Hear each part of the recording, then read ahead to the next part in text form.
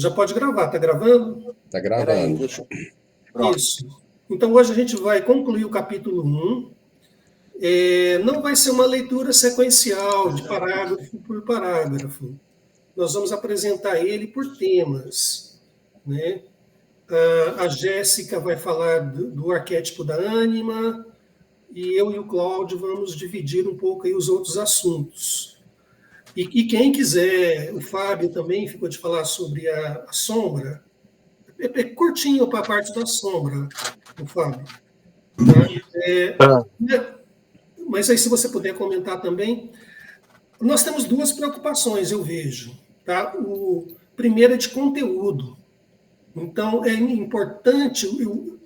Gente, eu tinha lido esse capítulo 1 há uns 2 anos atrás, e eu li agora recentemente, eu fiquei impressionado, eu estou apaixonado pelos assuntos. É uma outra leitura. Então, do ponto de vista de conteúdo, tem coisa importante demais. Então, nós não podemos passar para o capítulo 2 sem dar uma revisão nesses conteúdos e concluir. Tá? Uma outra preocupação é de produtividade. A obra é extensa, então tem muito conteúdo para ser estudado. É importante que cada um avance na leitura individualmente, né? Que, sabe, tem assuntos que ele fala no capítulo 1, mas que já apareceu lá na frente, que vai aparecer lá na frente. Então, é importante ter uma visão da obra como um todo, beleza? Vocês observaram que várias dessas figuras arquetípicas, né, elas são brincalhonas ou elas são provocadoras? Né? A ânima, o trickster, né, tem essa coisa da provocação. Então, vou começar com a provocação aqui com o Leandro. Seguinte, Leandro, mas na última reunião, você falou alguma coisa do tipo... eu não estou conseguindo ainda entender esse conceito de arquétipo, e quando eu me esforço e não entendo, aí eu começo a achar que o problema pode estar no autor e não em mim mesmo. Foi isso que você falou, não foi? Mais ou menos? Tá. Cara, pode desistir, você não vai entender o conceito de arquétipo. Nenhum de nós vai entender. Tá? Por quê? É a parte tentando compreender o todo. É o consciente tentando compreender o inconsciente. Então, vamos pacificar isso aqui. O que nós temos são aproximações. Deixa eu ler um texto aqui do Jung, bem interessante. Quer ver? Ele está no parágrafo 485 desse livro. Os conceitos da nossa psicologia complexa, em todos os âmbitos, não são formulações intelectuais, mas designações para certos campos de experiência, os quais podemos descrever, incompreensíveis, porém e desprovido de vida para quem não os vivenciou. Então, o que ele está falando? É uma coisa a ser vivenciada e não a ser compreendida intelectualmente. Noutra parte, noutra obra, né? Em O Homem e seus Símbolos, na página 96. Sei que é difícil apreender este conceito de arquétipo, já que estou tentando descrever com palavras alguma coisa que, por natureza, não permite definição precisa. E agora, para fechar, né? Num outro aqui também, no Eu e o Inconsciente, no parágrafo 274, ele fala do conceito de si mesmo, como é difícil. Não, ele fala que é impossível você compreender o conceito de si mesmo. Ele diz assim: ultrapassa o poder de nossa imaginação a clara imagem do que somos enquanto si mesmo, pois nesta operação a parte deveria compreender o todo. é impossível chegar a uma consciência aproximada do si mesmo. Porque, por mais que ampliemos nosso campo de consciência, sempre haverá uma quantidade indeterminada e indeterminável de material inconsciente, que pertence à totalidade do si mesmo. Este é o motivo pelo qual o si mesmo sempre constituirá uma grandeza que nos ultrapassa. Então é isso. Nós estamos aqui num paradoxo de tentar, com o pensamento racional, compreender fenômenos inconscientes, né? E aí, Leandro, você não vai entender, nós não vamos entender, a gente vai tentar. É diferente, por exemplo, você falar assim, o que é um corpo? O corpo é algo que possui massa e ocupa lugar no espaço. Ponto. Fechou. É um conceito fechado, né? Da física. Uhum. Agora, aqui no nosso caso, a gente está lidando com conceitos abertos. Beleza? E um dos conceitos mais enigmáticos aqui, mais desafiadores, é o da ânima. Né?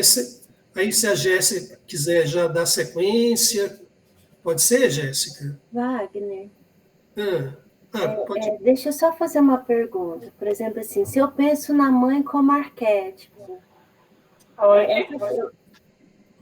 por exemplo, assim, seria a primeira mãe do primeiro humano. A partir dessa experiência, desse primeiro humano, se formou a imagem arquetípica dessa mãe. Por isso a gente não consegue pensar ou alcançar esse todo. Seria isso? Eu penso que sim. Pode responder, Cláudio. Deixa eu só fazer um comentário. A tentativa que a Nívia acaba de fazer agora é uma tentativa de dar materialidade para a formação de campo de consciência. É interessante a tentativa da Nívia. Eu e todo mundo procura entender arquétipo também por essa via, né? É uma tentativa de dar materialidade no sentido de experiência material. Não estou falando de partícula, materialidade, partícula, não é isso não. Estou falando de materialidade no sentido de que o arquétipo ele é resultado das experiências típicas de uma espécie, né?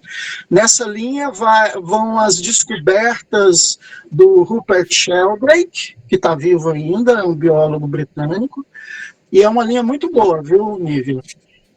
Porém, eu acho que faz um pouco mais sentido da gente abrir mão, inclusive, desse controle, que é de compreender via materialidade. Me parece assim que a posição de Agostinho é mais interessante, que ele fala ideias não criadas, ou seja, são ideias que nós não criamos, né? Ideias não criadas, mas que pertencem ao Criador. Aí o Criador para ele é Deus mesmo, né? Então, assim, elas não são criadas. Quando a gente tenta dar uma materialidade para o conceito, ou seja, explicá-lo historicamente, dar historicidade para o conceito, é uma tentativa ainda de causa e efeito, né? E a gente, não que seja inviável a relação de causa e efeito, mas para esse caso específico eu acho que ainda fica faltando essa outra dimensão de que realmente faz parte e que o cientista não gosta, porque o cientista de hoje, e nós somos cientistas de hoje, né, nós não gostamos de uma coisa que tem uma base de princípios que é o contrário do materialismo científico do século XVII. Nós não gostamos, não vai bem, não faz sentido. Parece coisa de gente doido. Bom, ele respondeu, Nívia?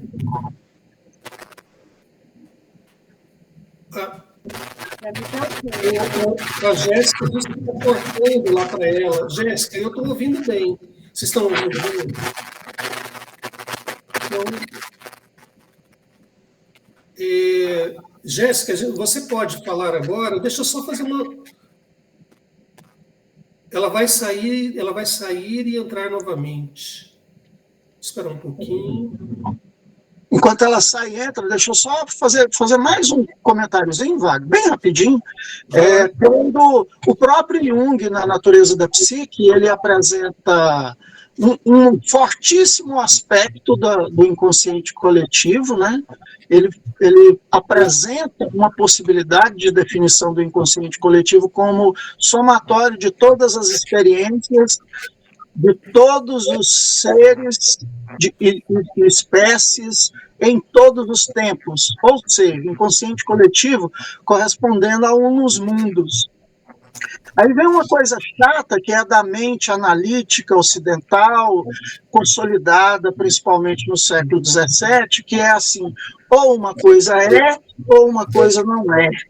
Ou A não tem como A ser A e B ao mesmo tempo. Então, essa loucura nossa, essa anti-loucura nossa de separar os conceitos de maneira milimétrica, né, de maneira material, né? Ou seja, nos mundos não pode ter uma correspondência tão absoluta como um inconsciente coletivo. O Fábio escreveu aqui uma coisa interessante, vou ler aqui para vocês. Prefiro entender arquétipo como instinto, como os padrões comportamentais instintos do Conrad. A pulsão de Freud é instinto. O arquétipo como padrões psicológicos tipo arcaico. Fábio, eu também gosto muito dessa visão do arquétipo como instinto, e o Jung coloca isso. Mas nessa obra, que os arquétipos do inconsciente coletivo, ele coloca um outro aspecto. Ele fala, por exemplo, que a ânima é um daimon. A ânima é um espírito que é imortal. Então, uma vez o Humberto fez uma explicação muito interessante do arquétipo como um espectro. Então, uma ponta do espectro é o instinto, né? Como se fosse um arco-íris, de várias tonalidades, de várias cores. O outro extremo é como é que chama aquele negócio? Psicoide, né? O aspecto psicoide. Então, nós estamos aqui quase que no aspecto psicoide, no aspecto espiritual do arquétipo. Eu, assim, na minha clínica, gosto muito de pensar o arquétipo como um padrão de comportamento, igual você colocou, né? Bom, o herói se comporta de uma maneira corajosa, ele defende as outras pessoas, isso é um padrão. Mas aqui o Jung vai para o mistério, ele vai para o lado espiritual, né? Beleza? Bom, para a gente dar sequência no assunto... Ô Wagner, desculpe aí, só um pouquinho, só um comentário. Jung vai para o mistério, para o lado espiritual, mas no sentido de que aquilo que é inapreensível, a gente vai compreender como misterioso e espiritual, né? Deus é onipresente, onisciente, onipotente. Porra, cara, isso não tem nada mais misterioso, espiritual, absurdo, estrondoso, maravilhoso do que essa definição, né? Mas o que é isso? Onisciente, onipresente e onipotente.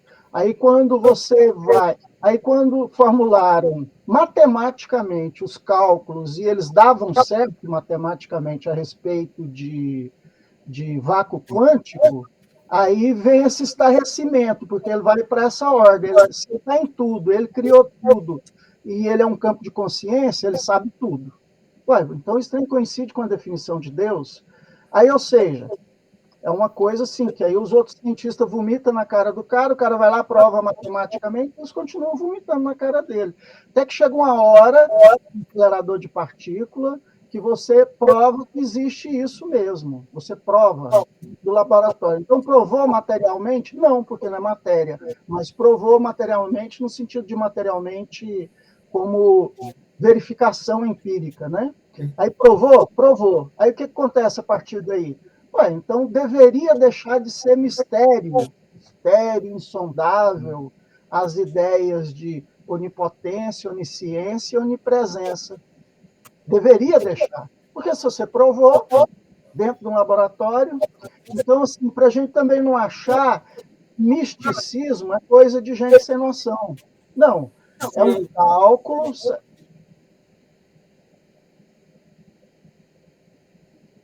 racionalidade estrita do materialismo científico. Né? Uhum. A gente começa a pensar assim, a mística é o cara doido, esquisito. Não, ele está apenas usando outros critérios e princípios de racionalidade. Bom, beleza. Bom, podemos seguir adiante? Pessoal, eu elaborei, coloquei lá no grupo uma espécie assim de um roteirozinho, alguns pontos relevantes sobre o arquétipo da ânima. Se vocês quiserem, é uma sugestão, né? Se vocês quiserem abrir, né? A Jéssica vai falar sobre a ânima agora, mas fica à vontade, tá, Jéssica? Aquilo lá é só uma sugestão minha. Aí você pode conduzir da maneira que você achar melhor. Tá bom? Então, contem para nós um pouquinho sobre a ânima.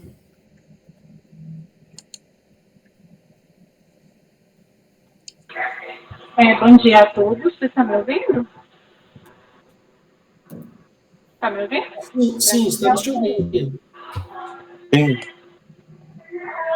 Tá, beleza. É porque para mim aqui está cortando um pouquinho, mas tudo bem.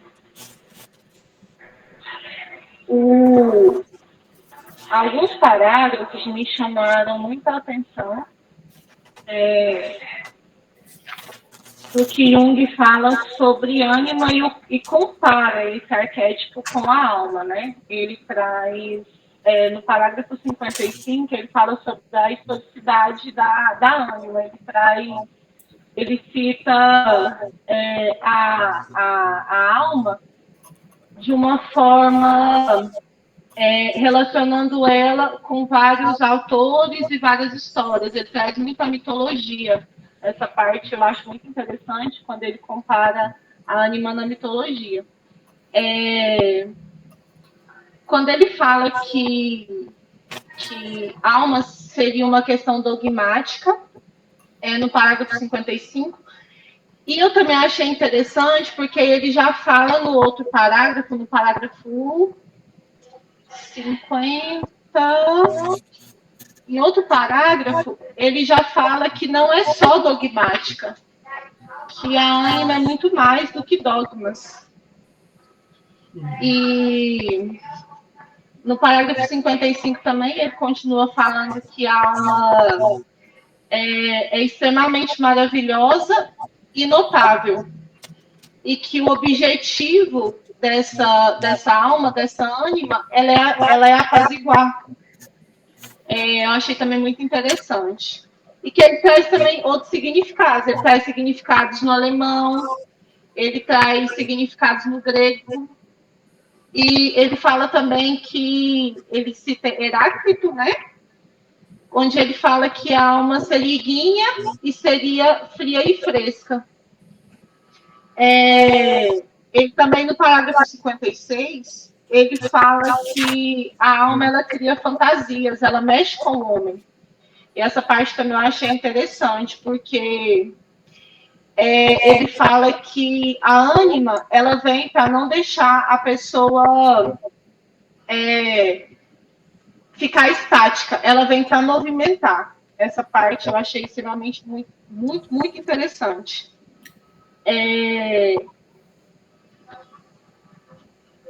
No parágrafo 57, que ele fala que a alma não é só dogmática, não é só religiosa. Ela não é racional. Sim? Eu posso ler um trecho aqui do 56, te atrapalhando um pouquinho? Sim, por favor. Tranquilo, tranquilo. Olha aqui. Com sua astúcia e seu jogo de ilusões, a alma seduz para a vida a inércia da matéria que não quer viver. Ela, a alma, convence-nos de coisas inacreditáveis para que a vida seja vivida. A alma é cheia de ciladas e armadilhas para que o homem tombe, caia por terra, nela se emaranhe e fique preso, para que a vida seja vivida. Gente, eu achei esse pedaço bonito demais. Tem um outro trecho que ele fala: o que a alma quer é vida, né? Então, talvez a gente possa até fazer uma correlação do arquétipo da ânima com a questão da depressão, né? Mas aí depois a gente volta.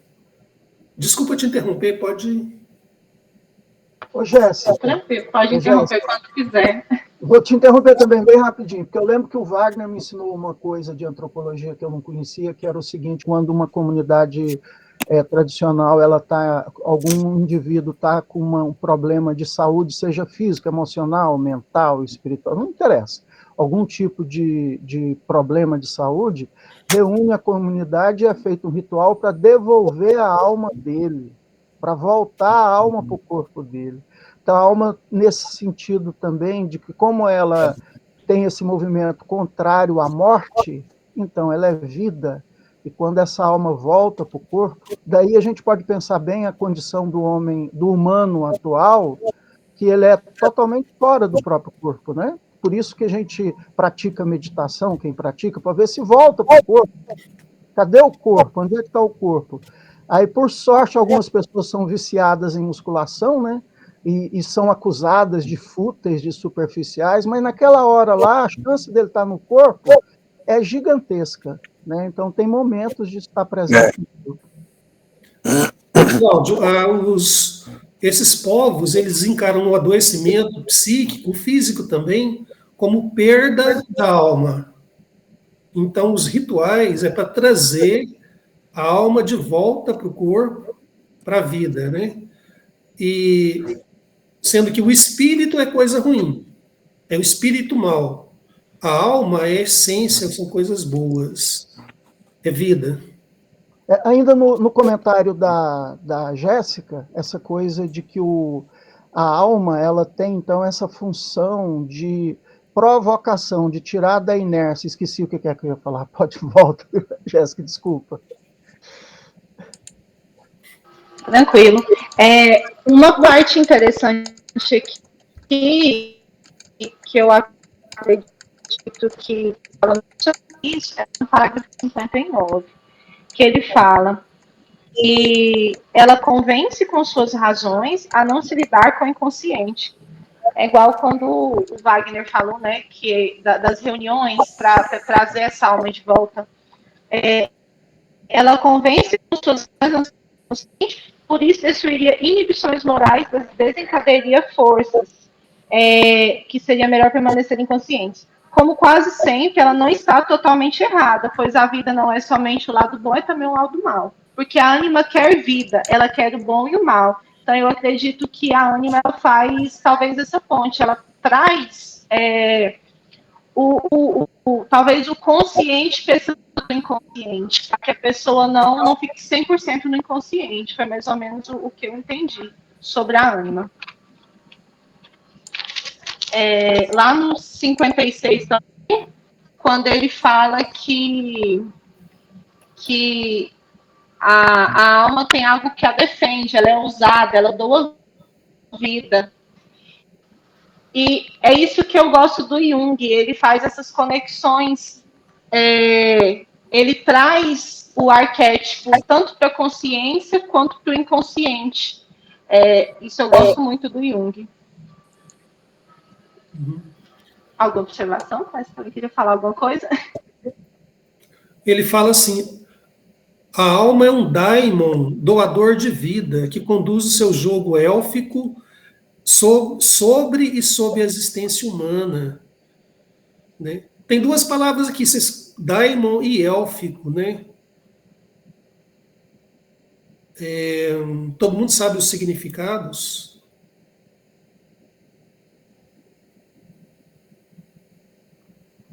Fala para nós, Wagner. Cara, eu não sei, por isso que eu estou perguntando. Qual que é, Wagner? Daimon? O que é daimon e o que é élfico? Onde que está essa outra aí? Élfico? Peraí, quer ver? Epa, perdi um negócio aqui.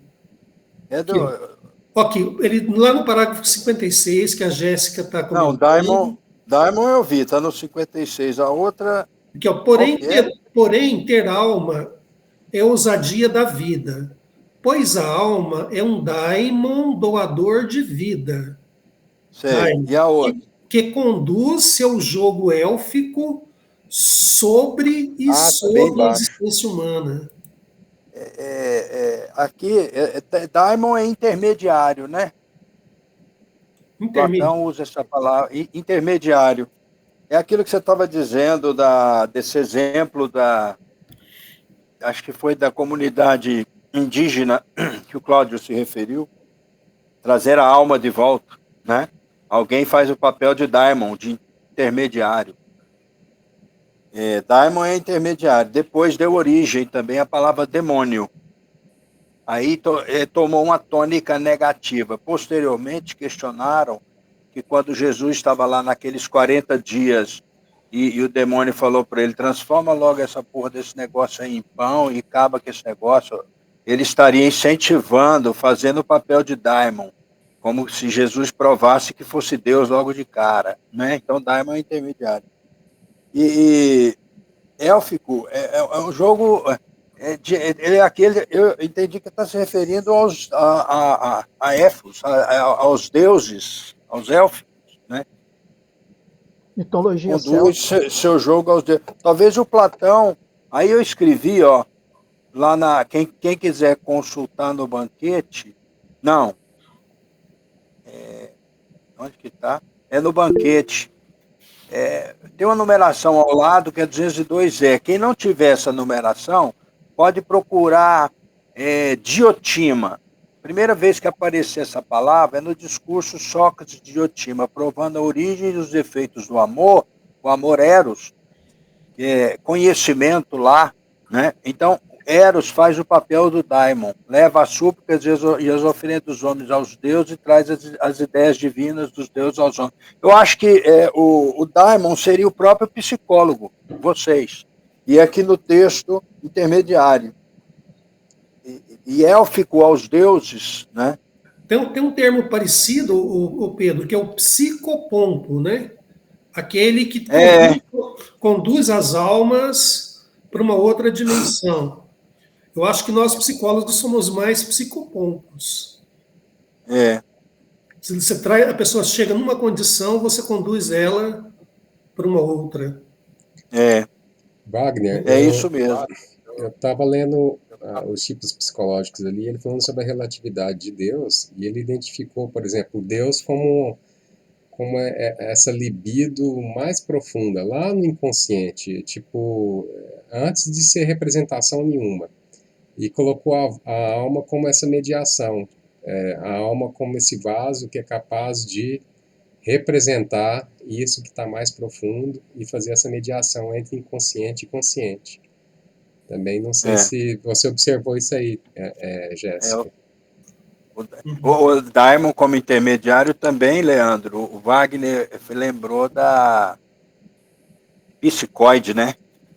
Nem lá, nem cá, né? Também está ali. Ok. Eu acho que o daimon é uma ótima representação do terapeuta mesmo, assim como intermediário, Pedro, né, Cláudio? Né? Ok. Eu também acho. Podemos... E a questão do elfo, como o elfo é um elemental que ajuda a planta na fotossíntese, ele é o gestor, né? Isso é mitologia celta. Ótimo. Ele é o gestor do processo de fotossíntese. Então, isso dá para nós uma comparação interessante, né? Com os deuses, né? E que a alma, então, vai gerir a vida, né? Vai nos possibilitar a possibilidade de nós mesmos estarmos na vida. Né? Pode até fazer essa ligação com o próprio arquétipo, né? Sim. Será que a gente não pode pensar a alma e trazer ela para a linguagem mesmo, não? Porque, assim, é mediação, parece. Olha, você já é a segunda vez que você cita a Nívia. Essa fala anterior eu não quis entrar, não, quando você falou de primitivo, mas é a segunda vez, né? E o Jung fala disso aqui mesmo, Leandro. Essas representações coletivas, a gente tomar cuidado com o problema da... Ele não fala assim, mas das semânticas na linguagem, né? Essa pergunta do Leandro é boa. Eu poderia pensar, então, no sintoma também como um daimon, por ser talvez Também acho, beleza. Excelente. Muito bom. O sintoma Ok. sempre é ponte. Continua aí, Nívia. Muito bom, Nívia. O James Hillman, Não. no livro dele, ele fala sobre o código do ser. E o código do ser é o próprio daimon. É como se a pessoa tivesse uma singularidade, uma alma singular, e essa singularidade ela tivesse uma força própria. Por isso ela é ânima, né? Anímica, ela tem força. E quando essa pessoa ela não quando ela não vai ao encontro disso, que vamos dizer assim, a vocação ou o dom dela, isso para o que ela, nesse sentido de destino mesmo, num pensamento finalístico, aí essa alma começa a reclamar, ela começa a produzir sintoma. É isso, Nívia, que você quis dizer?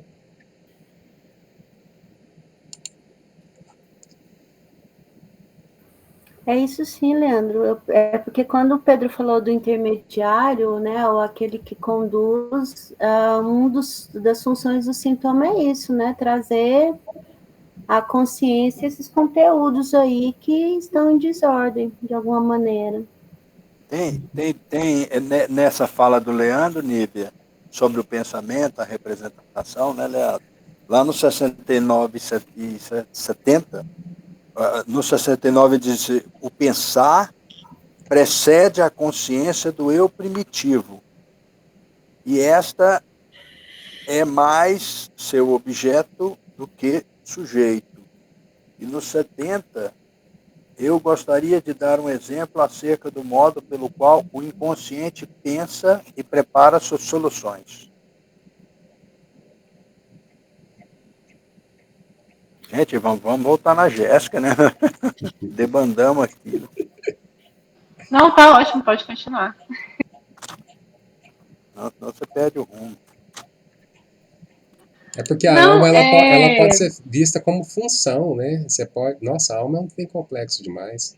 Você pode caracterizar ela como função, ela é mediadora, por exemplo. Aí, Leandro, olha só, é bem mais fácil para a gente seguir Aristóteles e Kant, porque é muito padronizadozinho, como o pensamento aqui, ele citando, sempre critica o pensamento como encaixotando, né? O Wagner mesmo citou no início, não vai entender nunca esse negócio de arquétipo, né? E a Nívia disse assim, mas será que em determinados momentos, eu prefiro Hegel, era isso que você estava falando, na verdade. Se eu não separo essência de existência, como Hegel faz, trazendo o número kantiano para o fenômeno, vocês, como psicólogos, não vão olhar só fenômenos, vocês podem partir do fenômeno.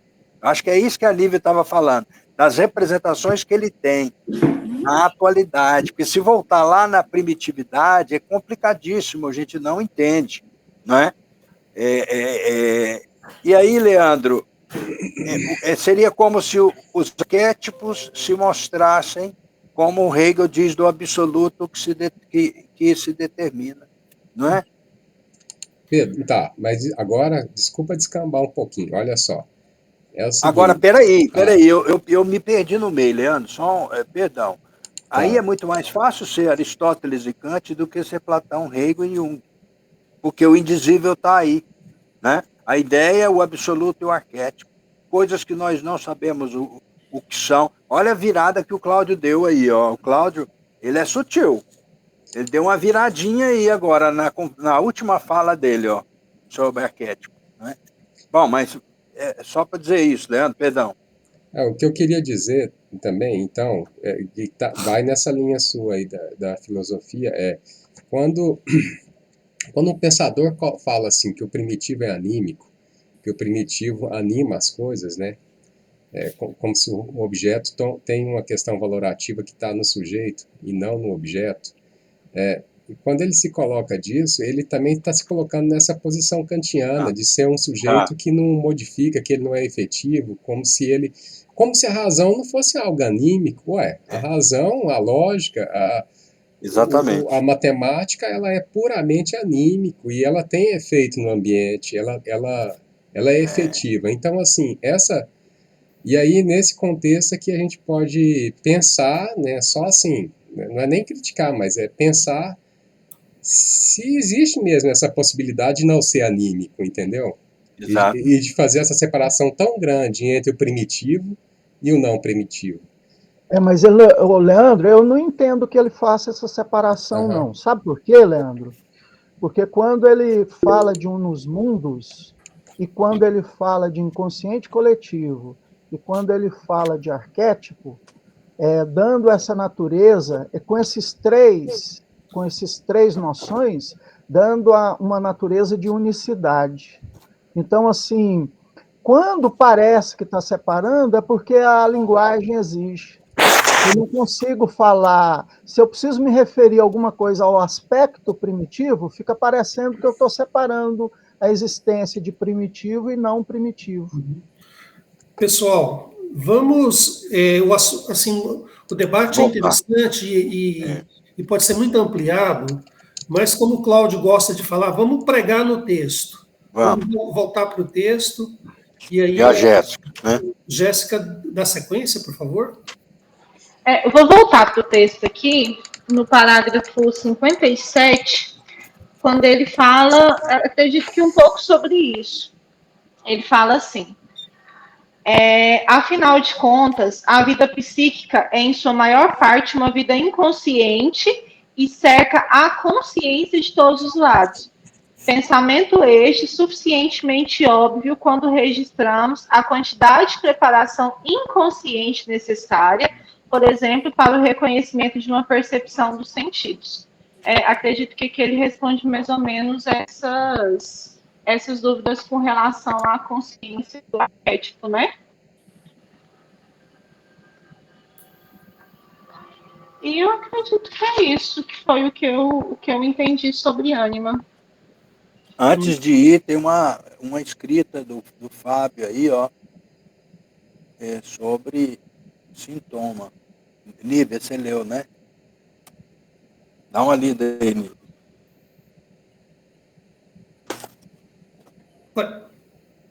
Ô, Fábio, fala aí para nós, ué. Não, eu tenho essa mania de ir refletindo e vou escrevendo, porque também eu anoto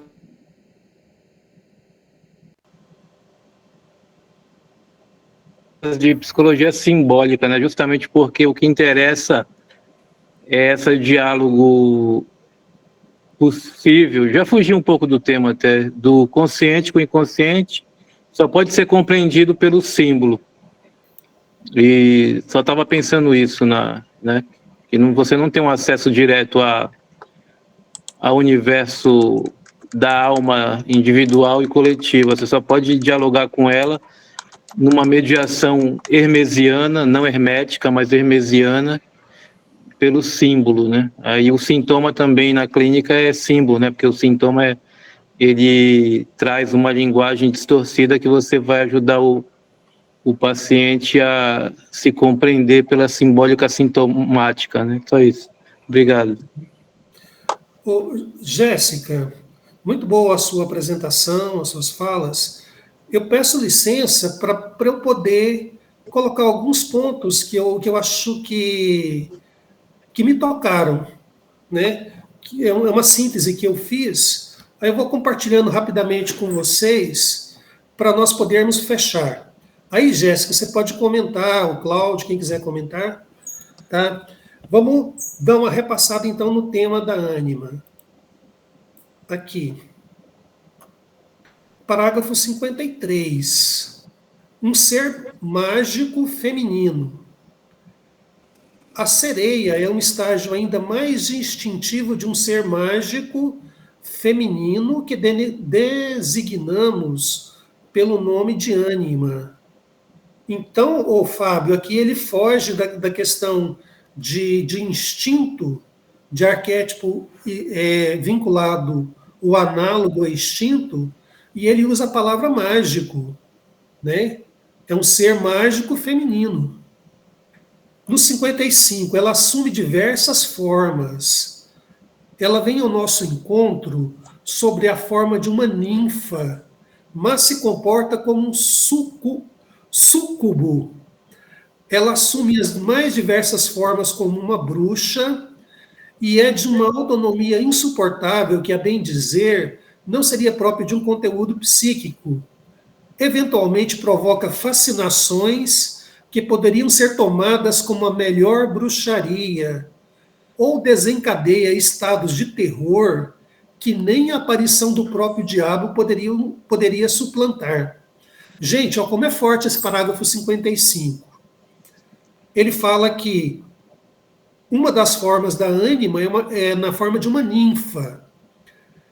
Ô, Cláudio, uma ninfa é um ser da floresta, não é?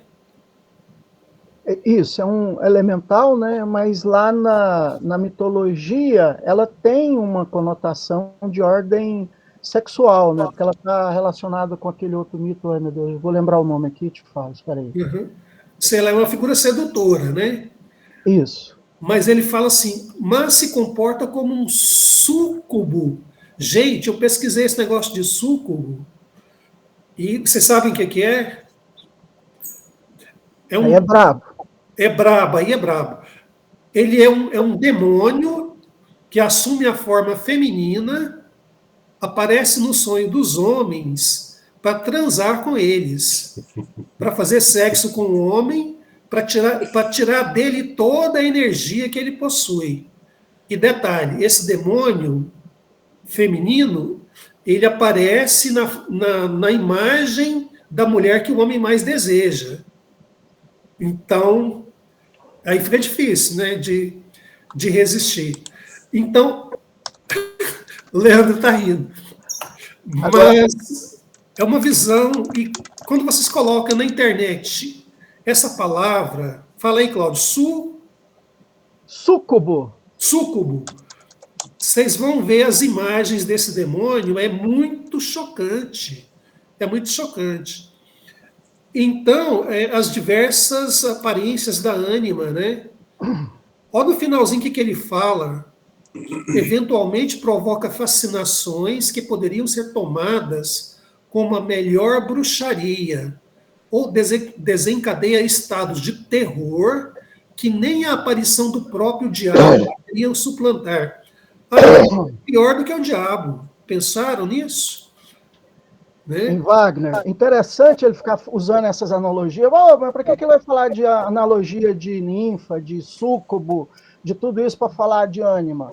Para falar desses quantums de energia que estão fervilhando aqui dentro, gerando sintomas e situações que, se eu aprendo sobre a minha natureza profunda e sei que essas dimensões que ele se utiliza que ele representa através de analogias mitológicas, se eu sei que no profundo da minha alma existem essas dimensões, eu não vou cair em armadilhas terríveis, como a gente presenciou agora na comemoração do campeonato, né, da Copa do Mundo de Futebol Feminino, em que o presidente da Federação Espanhola lascou um beijo na boca de uma jogadora, né?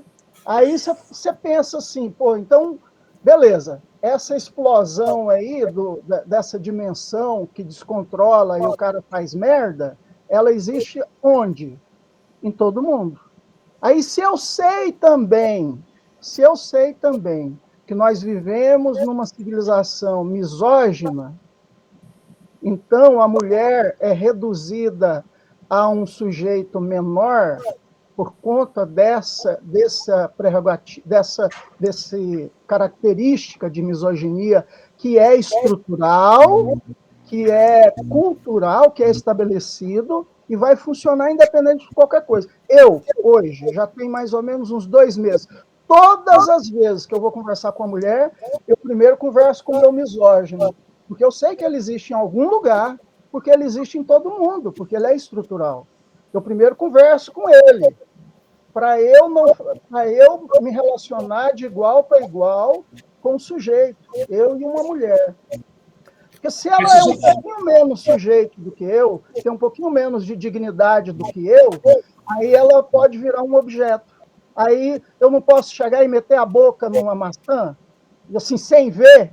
Estou comendo uma maçã, mas nem ia comer maçã, e já meti a boca nela. Porque ela não tem a igual estatuto de dignidade. Então, se eu sei, eu estou bem informado, se tivesse lá um psicólogo compreendesse bem de Jung, de mitologia e de antropologia, e já tivesse caído a ficha a respeito de uma estrutura misógina, o cara é presidente de uma associação de futebol feminino. Aí ele estava prevenido. Ele fala, eu sou louco por qual delas? Pela fulano. Então, quando ela chegar perto de mim, eu não vou dar bobeira.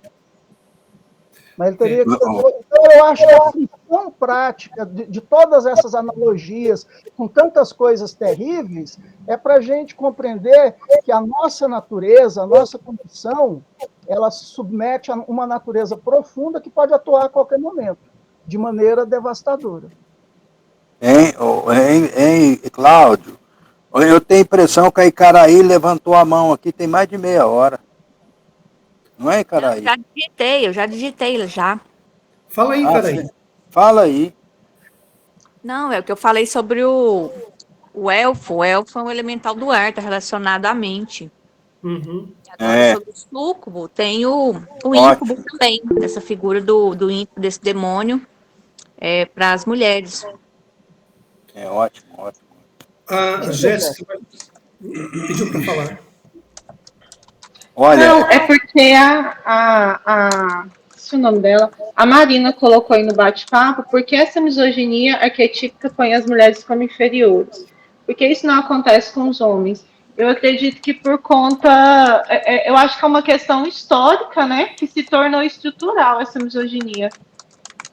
Talvez essa questão de que o homem ele acha que ele é superior vem de toda uma construção histórica que hoje a gente tenta desconstruir, mas acredito que ainda vai um tempo ainda para essa desconstrução acontecer realmente. Uhum. Gente, eu acho que o Cláudio colocou uma coisa muito importante, porque o texto também fala do aspecto terapêutico. Como que é a terapêutica da psicologia complexa. E aí, Cláudio, eu entendi assim, se você conhece os abismos da sua alma, né, fica mais fácil de você se controlar do que se você negá-los. Né? Na parte da terapêutica, ele fala de que nós devemos nos relacionar com os conteúdos inconscientes. Né? Então é legal isso. Talvez se você, ao invés de ficar assustado e não fechar os olhos para esses impulsos, isso não ajuda, na verdade atrapalha, porque o impulso vem, ele acumula energia e aí ele aparece sem controle. Né? Gente, 10h25, eu vou dar uma rapidamente aqui, eu vou dar uma agilizada aqui nas minhas anotações. Olha só, a ânima às vezes age como um trickster. O trickster é aquele brincalhão, né? É o palhaço, mas na verdade ele gosta de pregar peças. É o Exu das nossas religiões africanas, afro-brasileiras. Ela é um ser provocante que cruza o nosso caminho nas mais diversas modalidades e disfarces, pregando-nos peças de todo tipo, provocando ilusões felizes e infelizes, depressões, êxtases, emoções descontroladas. Mas por que a alma faz isso? A alma faz de tudo para que a vida seja vivida. Então, o que a alma quer? Ela quer que a gente se movimente. Não importa se você vai sofrer, se você vai sorrir, vai ter alegria. A alma não gosta de estagnação. Né? aqui fala o seguinte, no parágrafo 56, acho que eu já li ele, né? Com sua astúcia e jogo de ilusões, a alma seduz a vida para a inércia da matéria que não quer viver. A alma convence-nos de coisas inacreditáveis para que a vida seja vivida. A alma é cheia de ciladas e armadilhas para que o homem tombe, caia por terra, nela se emaranhe e fique preso para que a vida seja vivida. Ela é a serpente no paraíso do ser humano inofensivo, cheio de bons propósitos e intenções. O que a ânima quer é vida. No 60, ele fala que ela é boa e má. Se a alma fosse univocamente escura, seria simples. Infelizmente, não é assim, pois essa mesma ânima pode aparecer como um anjo de luz, como psicopompos, e conduzi-lo até o significado mais alto, como sabemos pelo Fausto. Então, ela tanto é aquela criatura lá, aquele demônio que toma a forma de mulher, que faz coisas terríveis, como aparece como anjo de luz, né?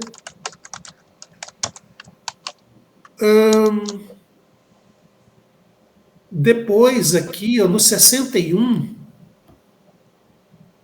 para o filho, a ânima oculta-se no poder dominador da mãe e a ligação sentimental com ela dura às vezes a vida inteira, prejudicando gravemente o destino do homem, ou inversamente, animando sua coragem para os atos mais arrojados. A relação do menino com a mãe. Num capítulo lá na frente, vai ter um estudo sobre o arquétipo da mãe, e inclusive vai falar da relação da mãe com a filha. Muito interessante isso. No 64, ele fala que, no fundo, a ânima ela é também uma figura de sabedoria. Ele diz o seguinte: a imagem que até então tracei da ânima não é completa. Ela não deixa de ser um impulso caótico da vida, mas, ao lado disso, é também algo extremamente significativo. Um saber secreto ou uma sabedoria oculta. Algo que, curiosamente, contrasta com a sua natureza élfica e irracional. É aquilo que a gente estava conversando, né, Pedro? No fundo, a ânima também é um ser de sabedoria. Assim como o velho sábio, como ânimos, como o pai. E, pessoal, tem algumas referências literárias sobre a ânima. Tem 2 livros, né, do Heider Haggard. Um que chama Ela, e o outro é A Filha da Sabedoria. Esse Ela, a gente encontra um filme no YouTube. Se você colocar lá em She, em inglês, esse livro é comentado pelo Jung em 2 ou 3 passagens. Ah, aquele filme eu já vi esses negócios. Você já viu, né? De Sessão da Tarde, né, Pedro? Eu já vi na Sessão da Tarde. Eu nem imaginava nisso. Então vou ver de novo. She, né? She. E o She e o Ri, né? Não, o Ri é outra coisa. O Ri é o livro do Robert Johnson. Mas Wagner? Pois é. Depois eu vou colocar o livro lá, a capa do livro no grupo, para vocês, quem tiver interesse em ler, é bem interessante. O Wagner também, que tem aquela indicação da pesquisa eu tenho que conversar com ela, não sei por que ela parou de vir aqui. Qual é o nome dela? Que escreveu sobre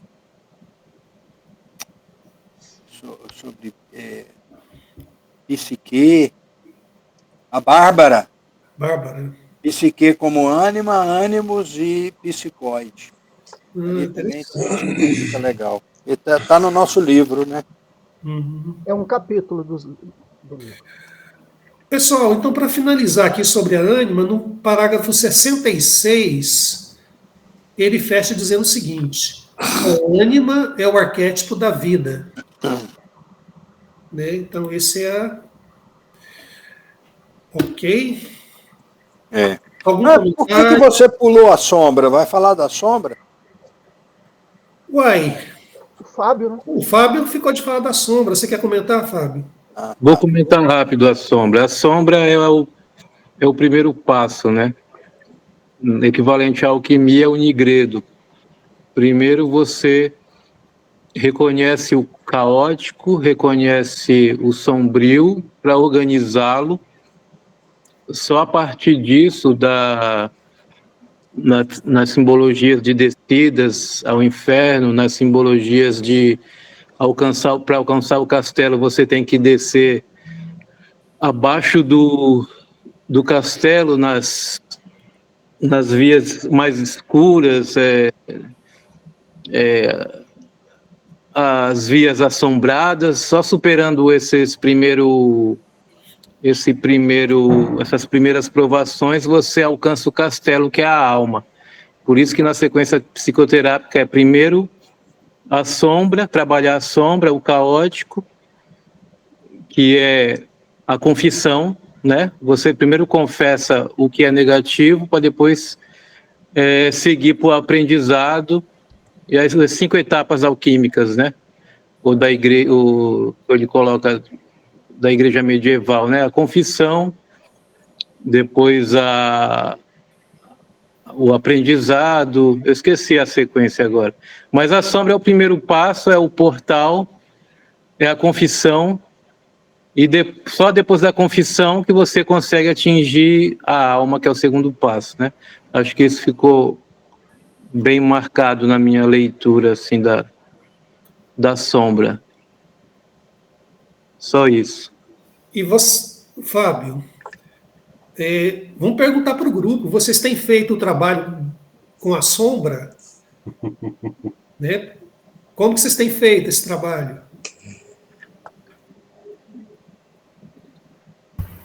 Wagner, eu não consigo nem reconhecer as minhas ainda. Meu ego está tão infantilizado que é tão complicado. Eu vou contar. Pode falar, Pedro. Mas deixa eu contar para vocês. Depois você pode. Eu só ia lembrar que tem um compositor aqui. Como é o nome dele? Ele é do Tocantins, que fez uma música sobre a sombra. Genésio Tocantins, Juraildes da Silva. Uhum. Juraildes, né? Uma vez nós até tocamos essa música Juraildes aqui. da Cruz. Juraildes da Cruz, é isso. E ele fala que quanto mais ele corria da sombra, mais a sombra andava atrás dele, o perseguia, aquela lenga-lenga. Mas é muito legal, viu? Quem não conhece, eu não sei se ele estudou Jung, alguma coisa assim, mas é legal aquele negócio da sombra. Uhum. Gente, Juraildes é profundo, Cláudio. fabuloso, ele é extremamente simples. Já tive algumas oportunidades de conversar com ele. Ele é de uma profundidade, de uma simplicidade, um poeta raríssimo. Essa questão da sombra, ela não é, assim, ela é e não é complicada, porque, por exemplo, nas relações mais próximas, né, a gente, quando a gente reage, né, com as pessoas, e aí a gente acaba colocando o nosso lado sombrio também com aqueles que convivem com a gente, e fica muito evidente, às vezes, mais para o outro do que para a gente, mas, e fica evidente também, começa a ficar evidente também a sombrinha do outro ali, porque ele está sempre... quando vai aumentando essa intimidade, né, quando vai aumentando também a convivência e tal. É assim também com vocês? Como é que é? Pode se entender nesse sentido? Uhum. Eu acho que todos eles, né, Leandro? Sombra, ânima, e agora acho que nós vamos para o velho sábio, né? Tem esse papel, são arquétipos, o Jung afirma, são arquétipos de transformação, né? Eu acho que todos eles, na verdade, tendem a ser aquele daimon lá lá atrás que o Wagner acentuou, né? E Quer ver, Fábio? Eu acho isso assim, por exemplo, quando uma pessoa afeta a gente demais, né? Tipo, a gente nem conhece a pessoa, aí a gente não vai com a cara daquela pessoa, com com o que ela fala, fica super incomodado, né? E aí, pelo menos pelo que eu entendo até agora, a Nívia aí que trabalha muito tempo com a terapia, vocês me corrijam, mas aí é nesse sentido, parece que aí há um indício de alguma sombra minha. Porque aquela pessoa que eu mal conheço, ela espelha alguma coisa em mim, alguma coisa que é desconhecida em mim. E que está presente também no meu comportamento, só que ainda está inconsciente. É aquela coisa, todo mundo sabe que você é assim, menos você mesmo. Uhum. Talvez, Leandro, fosse interessante, de vez em quando, a gente voltar só com os clínicos aqui, ó, aquela ideia anterior do Wagner, e trazer algum estudo de caso sobre sombra, que nasceu na clínica mesmo, né? Tá? Eu vou contar uma coisa para vocês, né? Eu acho que nós aqui, como nós que somos terapeutas ou terapeutas em formação, esse tema é muito relevante, né? Ele igual o Fábio falou, é o primeiro estágio. Uma vez em terapia, eu resolvi expor minha sombra, né? Porque eu falei, ué, o Jung está falando que esse negócio é importante, então bora lá, né?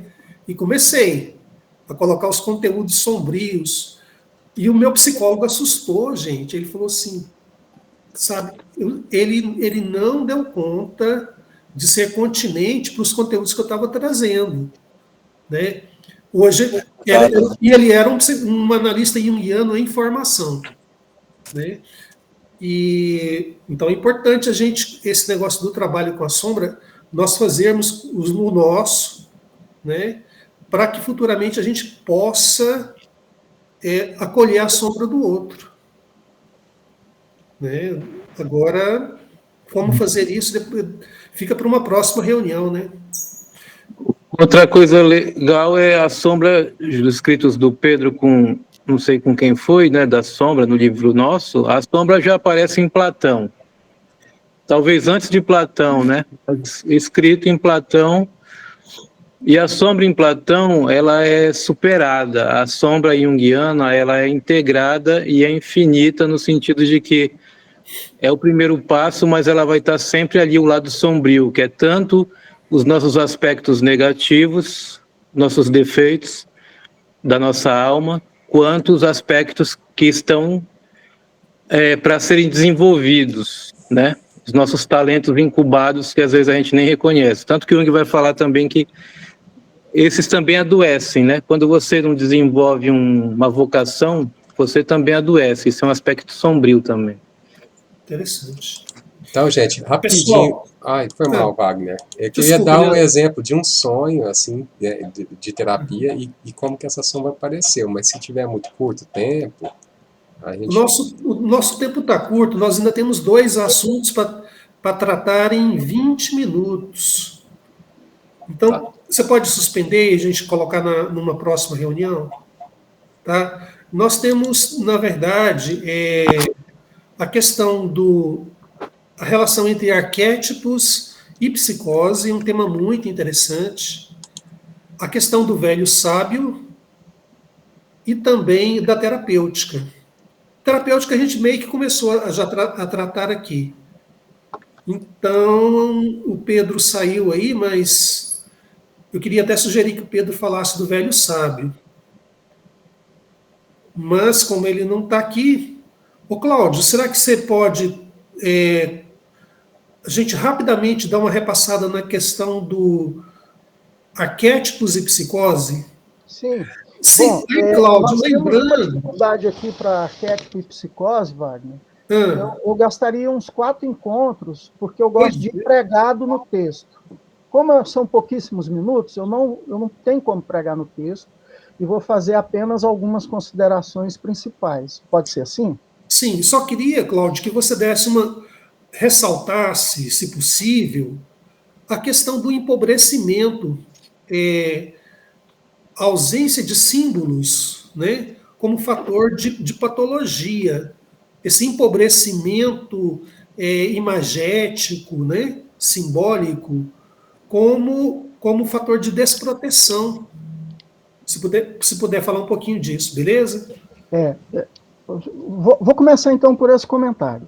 Bom, no livro A Natureza da Psique, o Jung apresenta esse processo, entre aspas, evolutivo. Não vou nem pôr aspas, não. Parece que quando a gente fala evolutivo, a gente está sendo preconceituoso, mas é evolutivo mesmo. Eu acredito que o ser humano, de daqui 10 anos, ele desenvolveu e aprendeu mais do que hoje, então não vou pôr aspas, não. E o Leandro. Ô, Leandro.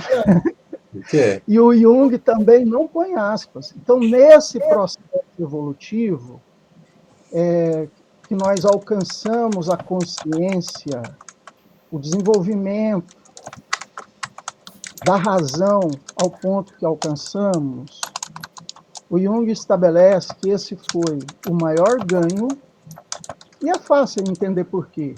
Enquanto a pessoa era um velhinho de 25 anos, hoje, para ser velhinho, tem que ter 90 anos. Então, teve ganhos de conforto, de segurança, de medicina, de alimentação, ou seja, tecnologia, com desenvolvimento de cultura, ciência.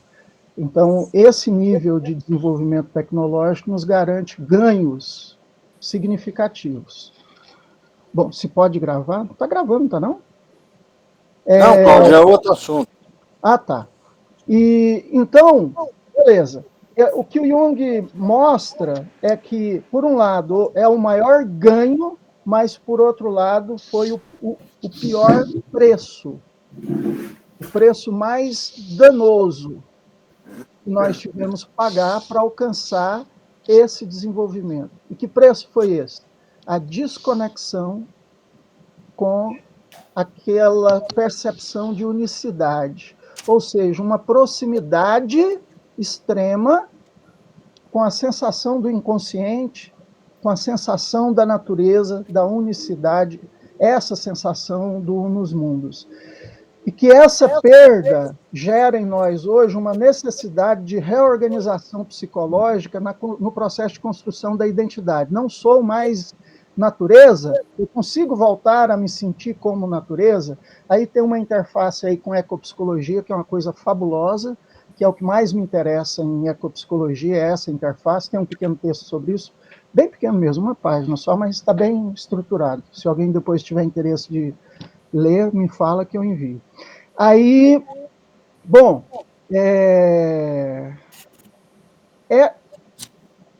a linguagem simbólica, ela garantia que eu pudesse estar tão próximo do inconsciente e, assim, não enlouquecer.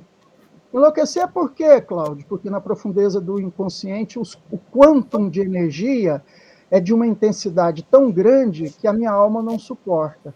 Aí aqui eu faço tem uma imagem que não é do Jung, é do Stanislav Grof, mas eu acho que ela é muito esclarecedora e extremamente rápido de apresentar, que é a seguinte imagem. Ele fala assim: quando um indivíduo espiritualmente preparado tem contato com uma outra dimensão, uma dimensão espiritual, um outro plano de realidade, aqui agora trazendo para Jung, quando ele entra em contato com uma parte do inconsciente dele, que o quantum de energia é muito grande, quando esse indivíduo faz esse contato e ele tem um preparo espiritual, nós o chamamos místico.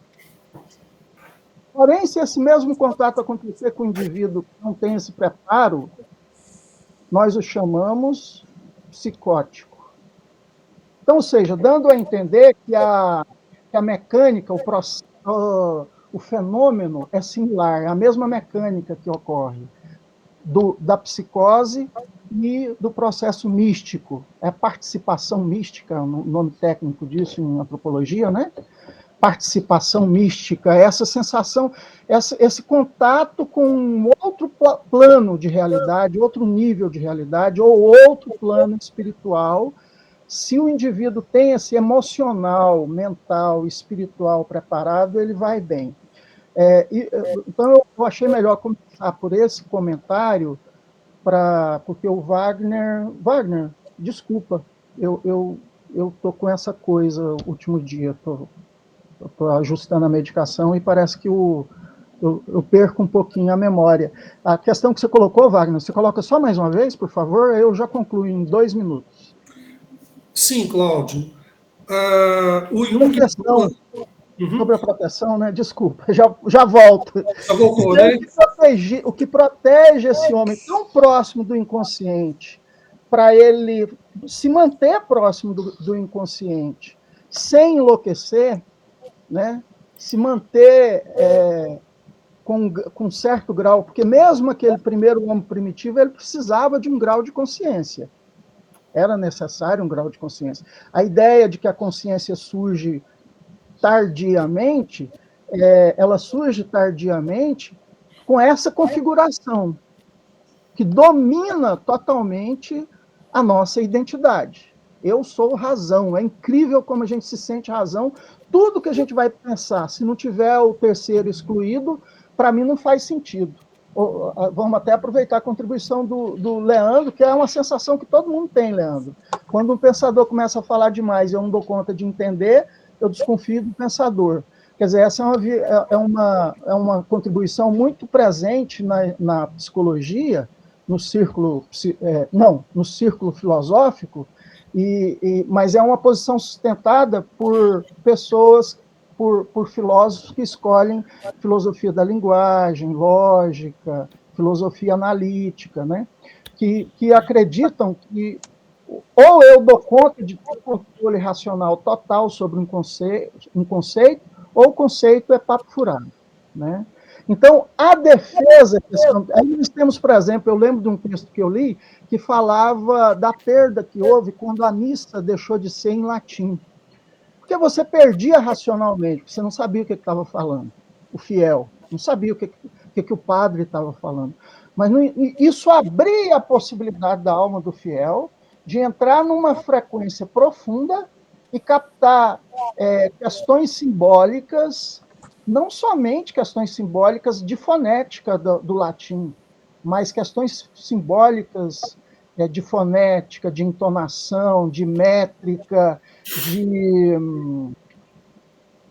melodia, e uma série de questões simbólicas que ele fazia uma viagem profunda, tinha essa profundidade do inconsciente, e passava longe de ficar louco, né, de ter um surto psicótico, né, porque estava defendido, tinha a defesa, a proteção desses elementos simbólicos, né. Eu me lembro que eu tive contato na adolescência com povos que acreditavam nas lendas, né, e eram povos amazônicos. Então, eles contavam para mim pessoas extremamente inteligentes, com formação superior, mas quando eles contavam um mito, por exemplo, do boto, ele contava acreditando que aquilo era real. Mas só que aí o que eu percebia nisso? Ao invés, eu percebia que aquilo não era falta de inteligência ou falta de cultura.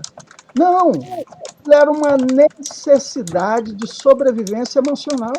Acreditar naquilo parece que, de alguma forma, fazia alguma continência, dava a possibilidade de entrar, ao mesmo tempo, entrar em contato profundo com o inconsciente, mas sem ser perturbado por aqueles quântons de energia que pode estraçalhar a estrutura do ego.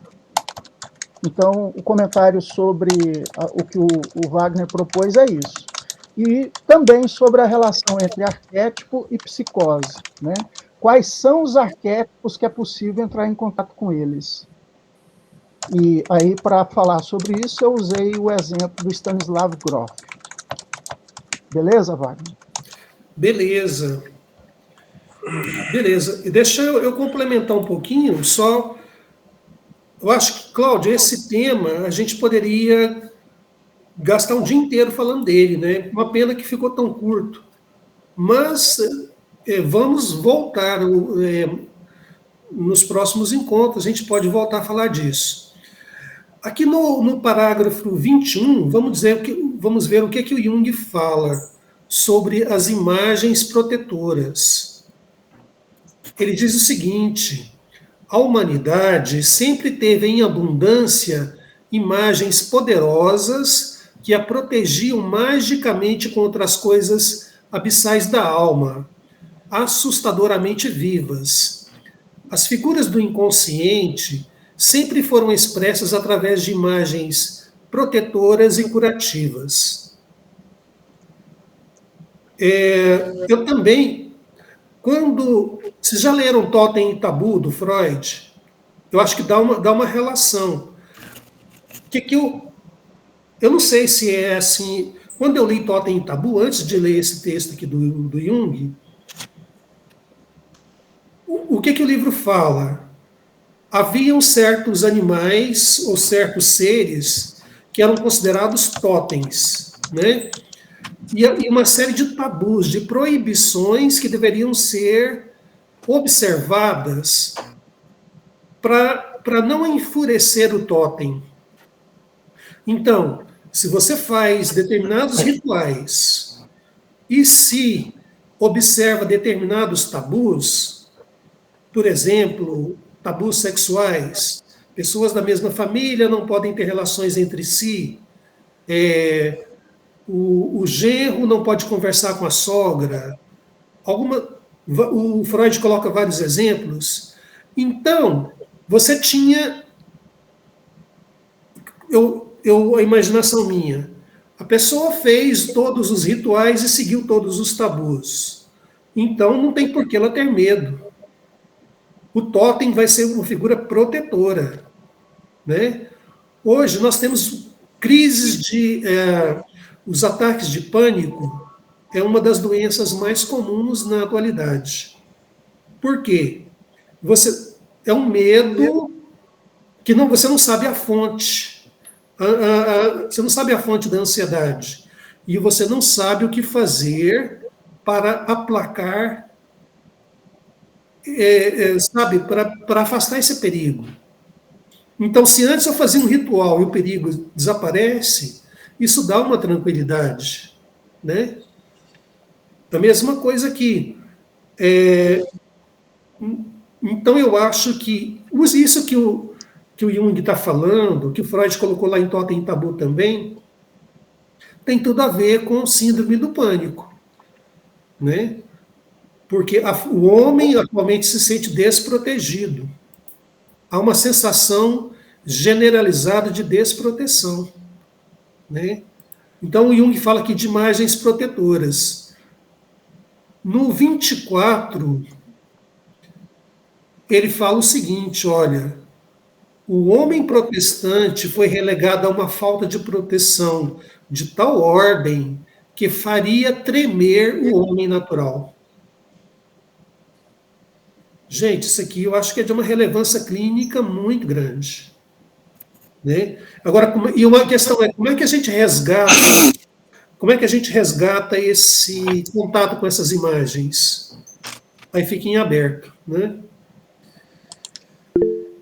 Bom, Wagner, deixa eu te perguntar, no seu esquema falta o quê? Falta o velho sábio e falta a terapêutica, mas a terapêutica a gente falou um pouco dela ao longo da... Eu vou propor o seguinte, eu tenho que cozinhar, falta 4 minutos. Uhum. E eu tenho horário certinho para cozinhar, senão atrapalha a Nancy voltar para o emprego. Eu vou propor deixar isso para a próxima semana, e aí a gente entra já no capítulo 2, o que vocês acham? Sim. Ô Pedro, eu tenho uma proposta um pouquinho diferente da sua.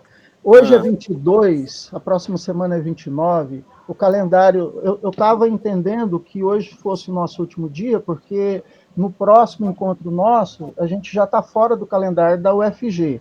Essa é uma questão. Aí a gente poderia, eu e o Wagner, fazer um vídeo curto sobre o que está faltando, tipo uns 5 minutos, porque vídeo dá para nós um poder de síntese fabuloso, e de repente postar no grupo, se o Wagner gostar, se o grupo concordar, e se você, principalmente você, concordar.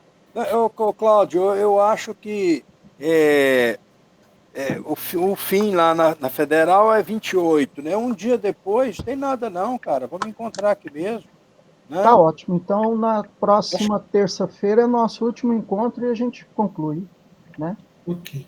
O Leandro quer falar, então. Chegou o Uber ali, eu tenho que pagar. Vou correr ali para pagar o Uber da minha irmã, espera aí. Rapidinho, só para não te atrasar, Pedro, é o seguinte, isso é uma coisa mais pessoal minha, uma inquietação minha, particular, no meu processo de desenvolvimento e juntamente aos estudos junguianos, e eu percebi também aqui no chat uma certa inquietação nesse sentido, porque quando a gente fala de arquétipo, a gente fala de coisas inatas, né? E quando a gente fala de coisas inatas, a gente contrapõe a historicidade.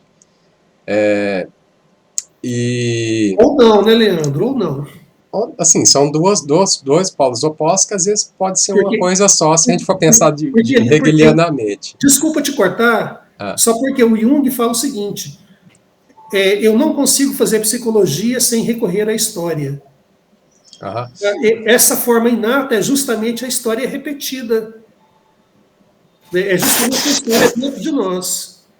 Então, e aí, só que é lógico que eu não estava propondo conversar isso agora, porque isso demanda muito tempo, mas se é interesse das pessoas também, conversarem a respeito disso também, e como que isso pode afetar na nossa prática clínica, né?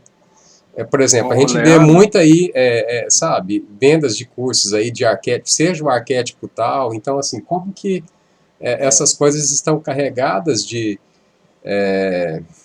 valores pontuais, assim, né? E como que a gente vai lidar com isso na clínica? Se vocês tiverem interesse, tá? Eu acho que é bom mesmo a gente tirar um dia para discutir isso, em outro horário, porque tem que ver também a época do Jung, né? O darwinismo, não é? A oposição ao darwinismo, não é? Como é que chamava aquilo? Como é que era? Criacionismo, né? Depois, Leandro, mais recentemente, a gente vê aparecer isso mais ou menos o que o Wagner estava falando, um darwinismo criacionista e um criacionismo darwinista, né? E aí você diz, eu estou escutando coisas que eu não estou concordando na atualidade, talvez porque essas pessoas também não estejam acompanhando esse desenvolvimento. Eu acho que é um diálogo bom que a gente poderia ter aqui. Volta a epistemologia de novo. Se for do interesse, né, de mais gente, né, seria legal. Outra coisa o filme Stamira, gente, me deu, assim, aí é lógico, quando a gente está na abordagem, eu fico, né, às vezes concordo, às vezes não concordo e tal, processo de desenvolvimento aí de cada um. O filme Stamira eu achei muito interessante, porque ele é uma psicose, e ali, Cláudio, foi muito importante para mim ver essa questão dos arquétipos também, sabe, aparecendo. Fica a dica também. Não, acho que tem a Jéssica também que quer falar, né? Não, é só porque a gente vai estudar no capítulo 2, inconsciente coletivo. Aí eu acho que a gente podia falar sobre isso, depois a gente estudar um pouco de inconsciente coletivo, né? Isso mesmo, exatamente isso. Porque eu também acho, Jéssica, que a figura conversei isso com o Wagner, a figura do velho sábio é fundamental nesse capítulo aqui, né? As outras também, né? Bom, então vamos, 11h01, já tem que cozinhar. Deixa eu só perguntar antes, quem se dispõe a falar no próximo encontro?